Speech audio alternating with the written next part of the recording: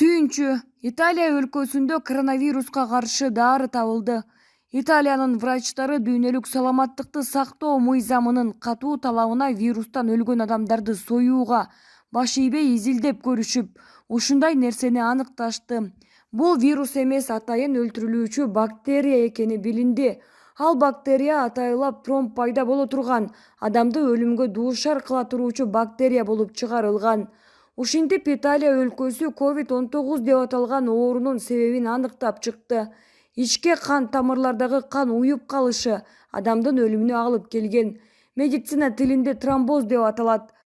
Буга каршы күрөшө турчу антибиотиктер аспирин. Бул дүйнө жүзүнө сенсациялык жаңылыкты. Италиялык врачтар өлгөн адамды союп текшерип көрүшкөндө билишти. Азыр Италияда протоколдордун алмашуусу болуп жатат. ДССМ глобалдык пандемия оорусун алып салды. Дары бар болгон экен. Ал туурасында ДССМ Кытайларга кабар бербей турган. ДССМ үчүн бул чоң бизнес болчу. Аныктама: Италия саламаттыкты сактоо министрлиги. Бардык элге, тууганыңа, кошунаңа кабар бер. Бекерден кары адамдардын убал болуп өлгөнү жөнүндө. Биз карапайым элди пандемиялык психозго тушурган каргыш тийгилердин дүйнө элине чип жана вакцинация колдонуу аракетине Кудайдын дүйнө элинин каргышы тийсин. Алар чипизация жасап, бүт дүйнө элин жүгөндөп алууну максат кылып ишке ашырмак болгон. Дүйнө элин 500 миллионго түшүрмөк болгон. Азыр эми мындай жол менен сакаюунун аракетине өтүүбүз керек. 100 миллиграмм аспирин жана апранакс, парацетамол ичүүбүз керек. Эмне үчүн? Себеби COVID-19 канды коюлтуп, канды кислородко муктаждыгын пайда кылат. Кан коюлуп, акырындык менен өпкө жүрөктүн иштен чыгышына себеп болот. Адам дем ала албастан тез өлүп калат. Италиялык врачтар ДССМ протокол сунушуна каршы чыгып, өлгөн адамды бүтүндөй колу бутуна чейин жарып көргөн. Бардык вена жана артериялык коюуланган канга, эң негизгиси мээге кан жетиштирген эмес. Бул диагнозду билген соң Италия саламаттыкты сактоо министрлиги тез арада дарылоо протоколун өзгөртүп, ооруган адамдарга аспирин, апранакс, парацетамол берүүгө өтүштү. Жыйынтыгы пациенттер оорудан сакайышка өтүштү. Бир күндүн ичинде саламаттыкты сактоо министрлиги үйүнө 14 000 адамга жооп берди.